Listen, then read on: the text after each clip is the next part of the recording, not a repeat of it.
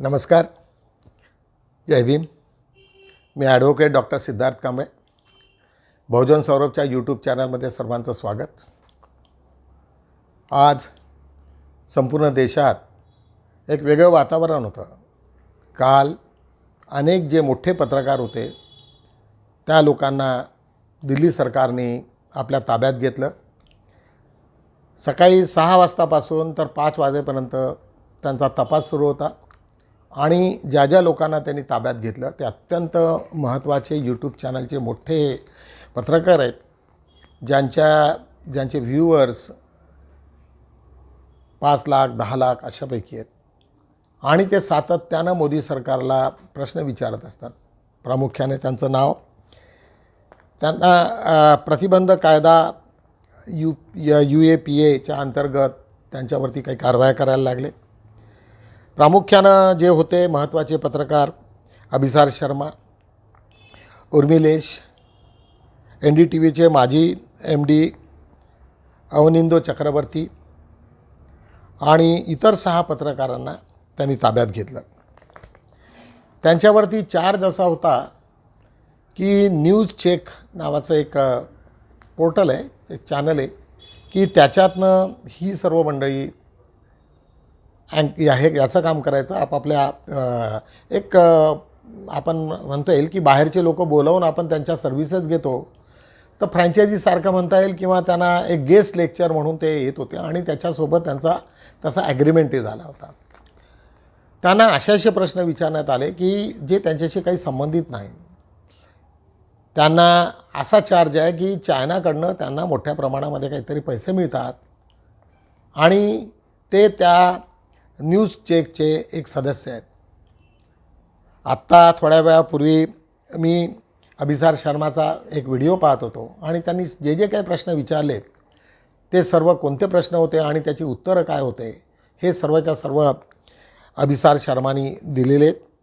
उर्मिलेशचाही याच्यापूर्वी आम्ही एक व्हिडिओ पाहिला. अत्यंत त्यांनी शांतपणाने सांगितलं आहे, पुन्हा ह्या ज्या लोकांना दिल्ली पोलिसनी ताब्यात घेतलं ते त्याच जोमाने पुढं आम्ही थांबणार नाही आणि याहीपेक्षा तीव्र हो अशा पद्धतीची त्यांनी हे दाखवली. बंधूंनो, हे का झालं असं? कशासाठी हा सर्व प्रकार झाला? कारण पत्रकार म्हणजे आपल्या भारतीय घटनेचा हा 4था स्तंभ आहे आणि तेवढ्या त्या स्तंभाला मोदी सरकारने एवढ्या मोठ्या प्रमाणात हात घालावा एवढी अशी कोणती घटना घडली की ज्याच्यामुळे सर्व करावं लागलं? यामुळे एकच सिद्ध होते की मोदी सरकार सध्या घाबरलेल्या परिस्थितीत दिसत आहे. सातत्यानं त्यांना SC ST OBCचं सेल्सियसच्या बाबतीमध्ये विचारणा करण्यात येत आहेत. आज तुमची संख्या फक्त 11 आणि 12% बिहारमध्ये असताना तुमच्याकडे 90% पूर्णच्या पूर्ण ॲडमिनिस्ट्रेशन आणि याच्यात कसं काय आलं? असे प्रश्न ज्यावेळेस विचारण्यात येतात त्यावेळेस त्यांचा खरा चेहरा, ब्राह्मणी रूपी चेहरा, RSSचा खरा चेहरा हा पुढे येतो आहे आणि त्याची त्यांना भीती वाटत आहे. आज नितीशनी, तिथल्या चीफ मिनिस्टरनी बिहारच्या चांगली एक नस पकडली त्यांची की त्यांची सर्व काही कुठेतरी ताकद जी कुठे असेल तर ती OBCमध्ये आहे आणि OBCमध्ये ताकद असल्यामुळे OBCलाच जर त्याचा खरा चेहरा जर आपण ओळख करून दिली तर निश्चितच मागच्या इलेक्शनमध्ये 2019च्या ह्याच्यात जो BJPला लाभ झाला तो लाभ काही प्रमाणात जरी कमी झाला तरी दिल्लीत BJP सरकार येणार नाही हे त्यांना स्पष्ट झालेलं आहे. हेही स्पष्ट झालेलं आहे की आता हिंदू कार्ड किंवा मोदीचा चेहरा काही उपयोगी पडणार नाही आणि जो काही उरलेलं जे OBCचा चेहरा होता तो जर त्याच्यातनं थोडा सटकला, कारण काँग्रेसचे राहुल गांधी आणि अनेक OBCचे नेते आज मोठ्या प्रमाणामध्ये BJPवरती हल्ला करत आहेत की आम्हाला OBCचं तुम्ही सांगा आणि जातीय निहाल गणना सुरू करण्यासाठी सर्व स्टेट आता तयार झालेले आहेत. अशा पद्धतीने जर सुरुवात होईल तर ही एक मोठी गळती BJPला लागण्याची शक्यता आहे. दुसरी मध्य प्रदेश, छत्तीसगड, राजस्थान या ठिकाणी जर तुम्ही पाहता BJPमध्ये इतके सारे गट आलेत आणि इतके तिथे भांडणं सुरू आहेत की प्रत्येक ठिकाणी, आणि त्यांना मोदी सरकारला जे जे लोक आवडत नव्हते, मोदीला पर्सनली, मोदी आणि शहाना, त्या लोकांना काटा काढण्याचा त्यांनी धंदा सुरू केला आणि तो व्यक्तिगत द्वेष हा पुढे आलेला आहे. राजस्थानमध्ये जवळपास 6 ते 7 पार्ट्यांनी आपापली लिस्ट सादर केली. MP मध्ये तीच परिस्थिती आहे. अशी ही जी आज पूर्णच्या पूर्ण खेळी BJPची त्याच्याच अंगलट आलेली आहे. मला आज एक सुंदरशी एक कथा आठवली बुद्धकालीन. तुम्हाला कालच्या त्याच्यामध्ये मी अजातशत्रूची कथा सांगितलेली आहे. त्याच अजातशत्रू आयुष्यभर बुद्धासोबत त्यांचं वैरत्व ठेवतो. बुद्ध नाही, फक्त अजातशत्रू. आणि शेवटी पश्चाताप होऊन अजातशत्रू फार खंडित होतो, रडतो, पश्चातापाने रडतो, जोरजोरात ओरडतो आणि ओरडून बुद्धाच्या शरणी जातो आणि बुद्धाला विचारतो की मी तुटलेला आहे पूर्ण सर्वीकडे. आजपर्यंत मी जे काही केलं ते सर्व अपयशी ठरलं. वडिलांचा मृत्यू, माझ्या आईचा मृत्यू, आज आम्रपालीचा मला सोडून जाणं, आणि आज या सर्व काही मिळवून मी काहीच मिळवलेलं नाही. आज मी जिकडे तिकडे खंडित झालेलो आहे. आज पूर्ण तारतूर झालेलं आहे. त्याचा एक उत्तम व्हिडिओ मी तुम्हाला आता प्रेझेंट करतो आहे. अज्ञान ही दुख, भ्रम, चिंता को जन्म देता. लोभ, क्रोध, अभिमान, दुविधा, ईर्ष्या, भय इसी अज्ञान की संतान है. माया का खेल विपरीत का है, 2 रूपों का है. मध्य में ही रहो, धूमकेतु तारे की तरह. ना शरीर को सुखाओ, ना उसकी वासना को चारा खिलाओ. मध्य में ही केंद्रित रहो. जब हम माया के द्वैत रूप को पहचान लेते हैं, तब सब दुख, चिंता समाप्त हो जाती है. तब हमारे अंदर प्रेम और स्वीकृति का भाव जागृत होता है, जो मूल में एक ही भाव है. इस ज्ञान के बाद हम किसी से घृणा नहीं करते, ऐसे व्यक्ति से भी नहीं जो हमसे क्रूरता करता है, वरन ऐसे व्यक्ति को हम सांसारिक भावनात्मक रूप से रूपांतरित करने का प्रयास करते हैं. जब ज्ञान के चक्षु खुलते हैं तो करुणा ही हमारा स्वरूप है. हा व्हिडिओ तुम्ही पाहिल्यानंतर तुमच्या लक्षात आलं असेल की माणूस हा किती मोठा राजा हो, परंतु त्यांना एक सिच्युएशन अशी येते की त्यावेळेस त्याला भीती वाटायला लागते. त्यावेळेस त्याला वाटते की माझं एजिंग महत्त्वाचं आहे. एक वय झालं की माणसाला म्हातारपण येते, आणि त्या सत्तेवरती जो माणूस असतो त्याला जर खाल उतार किंवा पाय उतार जर त्याचा होत असेल तर त्याच्यात तो अस्वस्थ होतो, कारण त्याला सवय लागलेली असते. आज मोदी सरकारला, मोदीला स्पेशली 20 वर्ष झाले असतील. 10 वर्ष त्यांची चीफ मिनिस्टरशिप आणि आज 10 वर्ष आज पंतप्रधान म्हणून. आज एवढ्या दिवसात त्यांनी जे जे काही कारनामे केलेत, जो भारत देशातला जो पैसा होता इंडियाचा, तो काही ठराविक लोकांच्या गळ्यात उतरवणं, एक हायर कास्टला सारखी मदत करणं आणि OBCला मात्र त्याच्यातनं काही न देणं, हा जो चेहरा आणि त्याच्यापासून झालेलं आज त्यांना जो पश्चाताप म्हणण्यापेक्षा भीती, पश्चाताप नाही आहे, हा भीतीच आहे. त्याच्यामुळं त्यांना असं वाटायला लागलं की आता आपण आपली मेन यांची ताकद जी आहे हा प्रसारमाध्यम, आणि प्रसारमाध्यमाला जर आपल्याला काहीतरी डिस्टर्ब करता येईल म्हणून त्यांनी ही खेळी केली आहे. आज मोठ्या 9 पत्रकारांना त्यांनी आतमध्ये पोलिसांना बोलवून, पण त्यांच्याजवळ काही नसल्यामुळे त्यांना ते जास्त काही करू शकले नाही. कारण अल्टिमेटली जेवढे कुठेतरी IAS अधिकारी, IPS अधिकारी असतील, पोलीस अधिकारी असतील, त्यांना शेवटी भीती वाटते की आज जर यांची सरकार आहे, उद्या काँग्रेसची सरकार जर आली तर तीच सरकार यांच्यावरती उलटेल आणि त्यांना शेकडो सवाल विचारतील.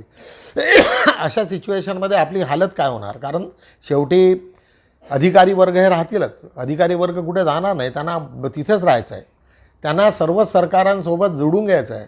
तर अशा ठिकाणी त्यांनी शेवटी 5 वाजता त्यांना सोडलं. फारशा अजूनपर्यंत काही झालेलं नाही. त्यांनी हेही सांगितलं की अभिसार शर्मांनी की माझ्यासोबत बिहेवियर अत्यंत चांगला होता त्यांचा. त्यांनी कुठेतरी मला मारहाण केलेली नाही किंवा मला जास्त टॉर्चर केलेलं नाही. आणि त्यांनी माझ्यासोबत सभ्यतेनेच वागले, त्याच्यामुळे त्यांचं अभिनंदनही केलं. असं नाही की त्यांना हे करावं. आज बघूया आपण भाऊजाऊ सौरभचा आपण अंक कसा काय काढला आणि त्याच्यात आपली प्रेरणा काय होती आणि कशा कशा मुद्दे आपण आज त्याच्यामध्ये घातले आणि काय त्याच्या मागची भूमिका काय होती. आज आपण 9 पत्रकारांवर UAPAचा दाखल, आज ती न्यूज आम्ही महत्त्वाची घेतलेली आहे, कारण जगात ती न्यूज अत्यंत महत्त्वाची होती. त्याच्यामुळे त्याच्यातल्या आम्ही सर्व लोकांना आणि त्याच्यातली पार्श्वभूमी सर्व त्याच्यात समजावून सांगितलेली आहे.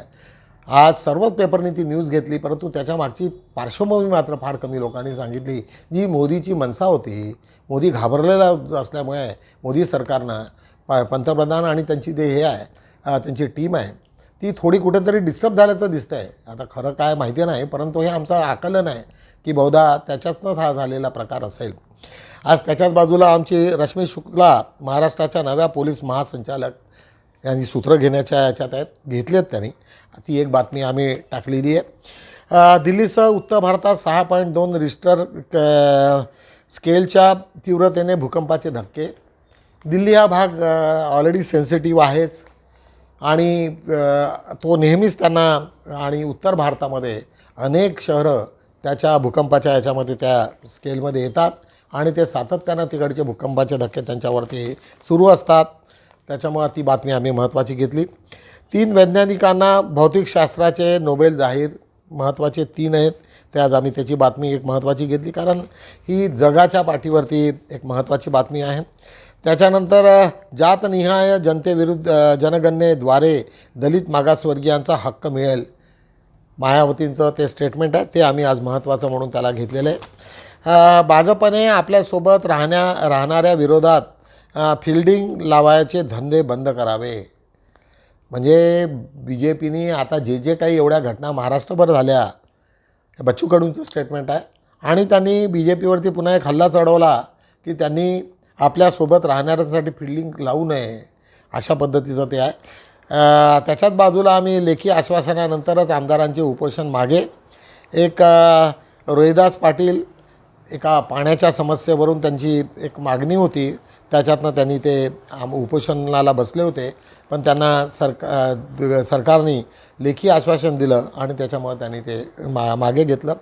डॉक्टर आंबेडकर लेखन आणि भाषणे खंड 4 नव्या ग्रंथाचे प्रकाशन. धन्यवाद आगलावे सर. प्रदीप आगलावे हे जेव्हापासनं त्या डॉक्टर बाबासाहेब आंबेडकर लेखन व भाषणे खंड याचे सचिव झाले, तेव्हापासनं मात्र सातत्यानं ते त्याच्या मागे लागलेले आहेत. आमचे जवळचे मित्र आहेत. यापूर्वी अनेकांनी तिथे काम केलं आणि परंतु त्या सर्वांपेक्षा वसंत मुलांच्या नंतर यांनी आज आगलावे सरांनी जे काम हातात घेतलं ते अत्यंत मोलाचं आहे. माझा त्याचा पर्सनल संबंध असल्यामुळे मी सातत्यानं त्यांच्याशी चौकशी करत असतो आणि ते शनिवार रविवारही तिथेच असतात. क्वचितच नागपुरात काम असेल तर येतात, अदरवाईज पूर्ण वेळ आपला तिथं राहतात. महत्त्वाचं म्हणजे मला आगलावेंच्या सरांच्याबद्दल तुम्हा लोकांना सांगायचं आहे की ते एका बॉईज हॉस्टेलमध्ये राहतात. आज याच्या आधी आम्ही पाहिलं की अनेक लोकांना तिथे तक्रारी करत होते आणि थोड्या वेळ राहून मुंबईला आले की फक्त चक्रा मारून पुन्हा परत जायचे आपापल्या ठिकाणी आणि ते सचिव पदाची जी गरिमा होती ती मात्र तशीच खंडित राहत होती. परंतु आगलावे सर तिथेच राहतात, बॉईज हॉस्टेलमध्ये राहतात, फक्त झोपायला जातात, तिथेच डब्बा खातात आणि पूर्ण वेळ आपला बाबासाहेबांच्या जेवढा ग्रंथ प्रकाशनाच्या कामात आपला व्यस्त असतात. अत्यंत मोलाचं ते काम करत आहेत. मला असं वाटते की इतिहासामध्ये त्यांची निश्चितच नोंद येईल वसंत मुलांच्या नंतर. आज त्यांचं ते जेवढे ग्रंथ आज त्यांनी 3 नवीन ग्रंथ आणि 24वा ग्रंथ एक नवीन त्यांनी आज प्रकाशित केलेलं आहे. 23वा 22 तर मागेच झाला, 23 झालेला आहे. त्याच्यामुळे आणि बाबासाहेबांनी जो प्रोव्हिन्शियल जो ग्रंथ लिहिलेला होता लंडन स्कूल ऑफ इकॉनॉमिक्समध्ये 1921ला, त्या ग्रंथाला पुन्हा त्यांनी नवीन याच्याने प्रकाशित केलेलं आहे आणि त्याच्यात आणि अनेक ठिकाणी बाबासाहेबांचे जेवढं काही प्रकाशनाचं काम होतं त्याला वेगवेगळ्या भाषांमध्ये करण्याचं काम आगलावे सरांनी केलेलं आहे. सुरू निश्चितच मला असं वाटतं की जे काही असेल आज बाबासाहेबांनी लिहिलेलं ग्रंथ हे जगभर चाललेलं आहे. आज त्याची डिमांड संपूर्ण जगात आहे. त्याच्यामुळं ते काम जे त्यांनी आगलावे सरांनी आणि त्यांच्या टीमनी घेतलेलं आहे ते निश्चितच मोलाचं आहे आणि महत्त्वाचं आहे. आज बघूया आपण 4 पानांमध्ये आपण काय काय दिलेले.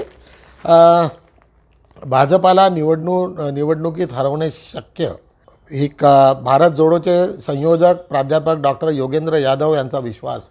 धनवटे नॅशनल कॉलेज नागपूर इथे त्यांचा एक मोठा सत्कार घेण्यात आला आणि त्यांनी ते सांगितलं की ते शक्य आहे. यावेळेस त्यांनी 156 सीटवरती जे 25,000च्या मार्जिनमध्ये मागच्या वेळेस काँग्रेस हारली त्याच्यावरती त्यांनी जास्त फोकस केलेलं आहे आणि त्याच्यात होणाऱ्या सुधारणा हे जर आडलं तर त्याच्यामुळे एकदम 150 सीट्स बी जे पीच्या हातून जातील अशी ते भाकीत आहे. आणि त्याच्यामुळे योगेंद्र यादव यांना असं वाटते आणि त्यांनी इंडिया याच्यावरती जे बळ आलेलं आहे त्याच्यावरती त्यांनी फार आपली ऑप्टिमिस्टिक पॉझिटिव्ह अशी आपली बाजू मांडलेली आहे. अनेक लोकांनी पूर्ण कचाकच भरलेला होता तो. आमचे सरस्वती त्याच्यातले मुख्य होते, संयोजक होते, अनेक लोक होते त्याच्यात. तर अशा पद्धतीचा तो कार्यक्रम झालेला आहे. त्याच्या बाजूला पांचारमध्ये महावितरण कर्मचाऱ्यांना मारहाण करणाऱ्या विरोधात गुन्हा दाखल. एक नागपूरचीच बातमी आहे. काही एवढी आहे त्याच्यात. अनेकांनी एकजण तिथे जाऊन आपल्या कुठ्यातरी छोट्याशा गोष्टीवरती वाद निर्माण केला. त्यांनी त्याला सजेस्ट केलं की बाबा तुम्ही इथे इथे जा आणि इथे इथे अशी अशी तक्रार करा, होऊन जाईल. प्रकाश धकाते म्हणून आहेत, आमच्याच ओळखीचे आहेत. त्यांनी ऐकलं नाही आणि त्यांना 2-4 त्यांच्यात तोंडावर मारल्या, भुक्क्या मारल्या आणि त्याच्यामुळं मग त्यांनी ते शेवटी पोलीसमध्ये ते मॅटर गेलं. अराजकतेच्या विरोधात शांती मोर्चा. एक नागपुरात एक मोठा मोर्चा निघालेला आहे आणि आंबेडकरी समाजाने ते केलेलं आहे. निर्भय बनो देश बचाव अशा नावाखाली सर्व जेवढ्या संघटना होत्या त्या सर्व संघटनांनी एकत्रित येऊन मोठ्या प्रमाणामध्ये गांधी जयंतीच्या निमित्ताने एक मोर्चा काढला होता. तो अत्यंत मोलाचा आहे आणि त्याच्यात शेकडो लोक त्याचे होते. Arvind Sontakke doctor Babasaheb Ambedkar public school Gunjkheda इथे भेट. वर्धेच्या जवळ अरविंद सोनटक्के हे आयकर विभागामध्ये आयुक्त म्हणून रिटायर्ड झालेत. आता त्यांनी एक मोठं काम त्यांनी हाती घेतलेलं आहे. त्याच्यामुळं त्यांनी तिथे भेट घेतली आणि लोकांना काय अजून काही आपल्या काही योगदान काही होत असेल त्या दृष्टिकोनातून त्यांनी मार्गदर्शन केलं. एक आर्वी इथे डंगुडा मांजो असं एक आदिवासींचं एक संमेलन झालं आणि त्या संमेलनामध्ये जंगोरा ताड एक गोंडी भाषेतील एक मोठे साहित्यिक राहिलेले आणि त्यांनी अनेक गोंडी भाषेमधल्या लोकांना जास्तीत जास्त प्रमोट करण्याचं काम केलेलं आहे. त्यांचा तो तिथे एक मोठा कार्यक्रम झाला. त्याची आम्ही चांगली मोठी बातमी आम्ही लावलेली आहे. देशव्यापी काळा दिवस व निषेध प्रदर्शन. केंद्रीय गृहमंत्र्यांना अनेक त्यांना एक कामगार संघटनांनी एक मोठं निवेदन त्यांनी गव्हर्नमेंटला दिलेलं आहे आणि त्याच्यामध्ये अनेक मागण्या ज्या आता एवढ्या दिवसापासून जे सुरू आहे आणि त्यांनी काळा दिवस म्हणून हे केलेलं आहे, पाहण्याचं ठरवलेलं आहे. आज त्याच्याच खाली आम्ही लावलेलं आहे शनिवारी तुषार गांधी नागपुरात. तुषार गांधी म्हणजे महात्मा गांधींचे पंतू हे सातत्यानं नागपूरच्या ह्याच्यात येतात, एक नागपूरला येत असतात. त्यांचा उत्कृष्ट अभ्यास आहे आणि एक पुरोगामी विचाराचे एक चांगले नेते म्हणून त्यांच्याकडे पाहण्याचा दृष्टिकोन पूर्ण सर्व लोकांचा आहे. त्याच्याच बाजूला आम्ही सारे भारतीय व लोकशाही व संविधान बचाव मंचतर्फे महात्मा गांधी जयंती साजरी केलेली आहे. सर्व जाती धर्माचे लोक, आंबेडकरी लोक त्याच्यामध्ये सर्व सहभागी झालेत आणि त्याच्यामध्ये डॉक्टर बाबासाहेब आंबेडकरांच्या पुतळ्यांच्या समोर त्यांनी एक चांगलं अभिवादन केलेलं आहे 2 ऑक्टोबरला. आज बघूया आम्ही बहुजन सौरभमध्ये अग्रलेख काय दिलेले त्याच्यावरती थोडासा आम्ही खुलासा करू.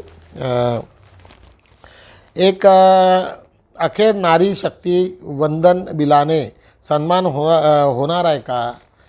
त्याच्यात आम्ही अनेक त्यांचे मुद्दे घेतले की ही बी जे पीनी केलेली खेळी ही किती सक्सेसफुल होईल.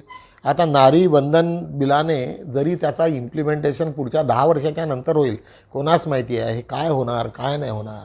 असं काहीतरी विधान तिथे करणं किंवा असं कोणतं तरी बिल करणं मला आश्चर्य वाटते की या लोकांना जे बिल आता त्यांच्या हातात नाही आहे 10 वर्षानंतर त्याचं इम्प्लिमेंटेशन आहे. मग ह्या गव्हर्नमेंटला काय गरज आली ते 10 वर्षाच्या नंतर बघतील. आता जे शेड्यूल्ड OBCचं जी जनगणना आहे त्याच्यानंतर त्याचं इम्प्लिमेंटेशन होईल. अजून त्याची सुरुवात झालेली नाही. मागच्या वेळेस कोरोनाचा काळ असल्यामुळे ते पुन्हा एक्सटेंड केलं आणि पुन्हा त्यांना कुठेतरी 10 वर्षानंतर ज्याचं इम्प्लिमेंटेशन होत असेल हा कसला कायदा आहे. काय कमीत कमी लोकांना जे तिथे बसलेले आहेत त्यांना हे कळायला पाहिजे की जे आपल्या हातात नाही. आपण असे कोणते कायदे करतो की जे 10 वर्षानंतर त्याचं इम्प्लिमेंटेशन होईल. हा कसला कायदा आहे. कमीत कमी अशा पद्धतीचं विधान एवढ्या मोठ्या सरकारने जे करतं आहे ते आश्चर्य देणार आहे. त्याच्याच बाजूला आज बघू आमचा लेखाच्या शेजारी एक देवीदास राऊत यांनी एक सुंदर एक बौद्धकालीन कथा त्यांनी सांगितलेली आहे. अंधश्रद्धेच्या आधारात आहे. भगवान बुद्धाला तिथे एक बोलावतात.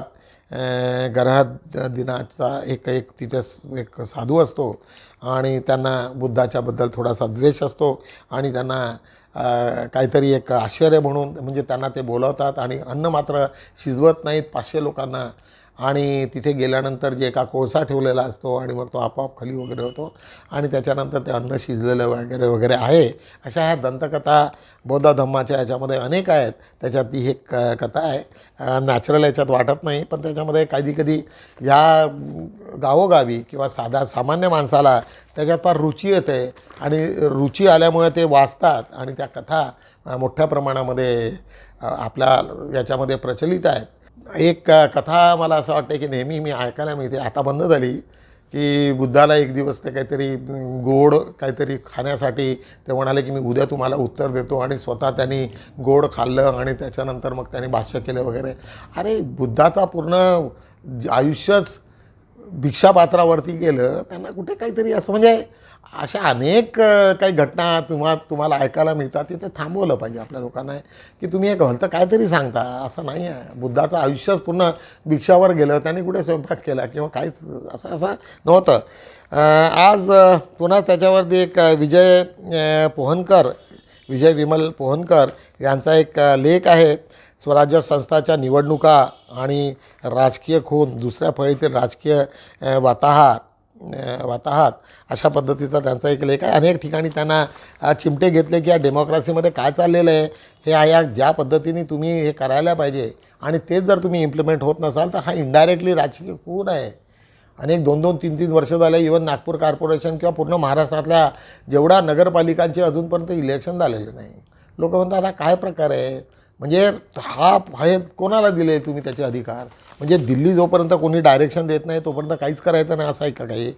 हा मोठ्या साहित्यिक विचारवंत माणसापेक्षा मोठा माणूस बनणं जास्त महत्त्वाचं आहे. एक प्रमोद सूर्यवंशी बुलढाणा यांनी आमचे मित्र सागर तायडे यांच्यावरती तो सुंदर एक लेख लिहिलेला आहे की ते सकाळपासून संध्याकाळपर्यंत असंघटित कामगारांसाठी जे आणि त्यांच्या न्याय व हक्कांसाठी जे कामं करत असतात. तुम्हाला माहिती असेल की बहुजन सौरभमध्ये ते सातत्याने लिहित असतात आणि आम्ही त्यांचे लेख एकदम प्रायोरिटीवरती देत असतो. त्यांच्यावरती एक मोठा लेख प्रमोद सूर्यवंशी बुलढाणा यांनी तो लिहिलेला आहे. तोही आम्ही चांगला वाचण्यासारखा आहे. तो आम्ही 2 वरती घेतलेला आहे. 3 वरती संभाजी भिडे ह्यांची दिल्ली ओळख.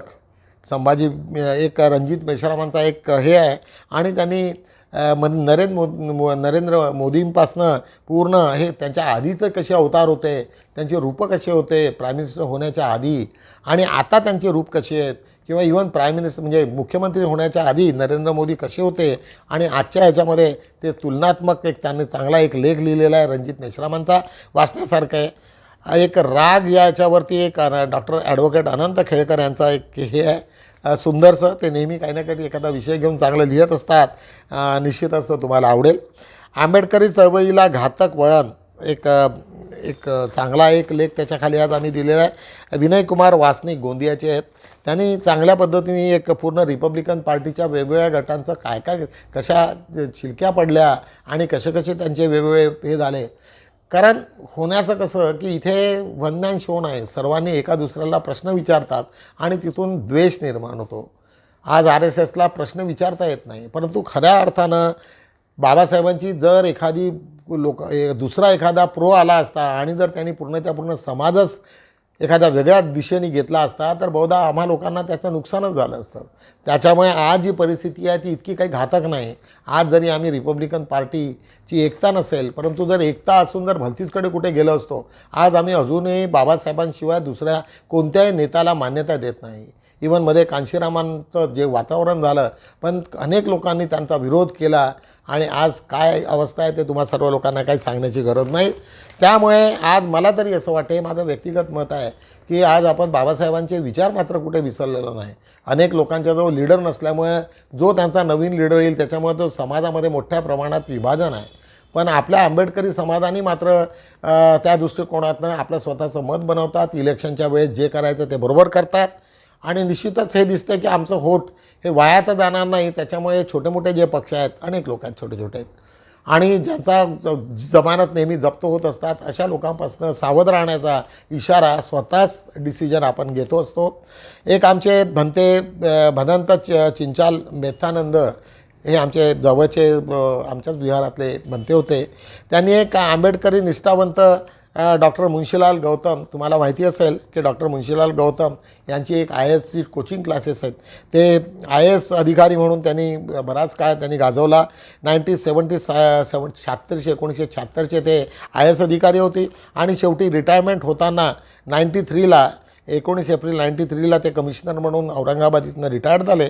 रिटायरमेंटच्या नंतर त्यांनी सर्व वेळ आपण नागपूर इथे मोठ्या एका इन्स्टिट्यूशनची निर्माण केली आणि त्यांनी त्याच्यानंतर शेकडो विद्यार्थ्यांना MSc आपला MPSC असो की UPSCच्या क्लासेस आणि घेणं आणि शेकडो लोकांना त्यांनी सातत्यानं छोट्या कमी पैशात किंवा काही लोकांना फ्री असं ते सर्व फॅसिलिटीज उपलब्ध करून दिलेलं आहे.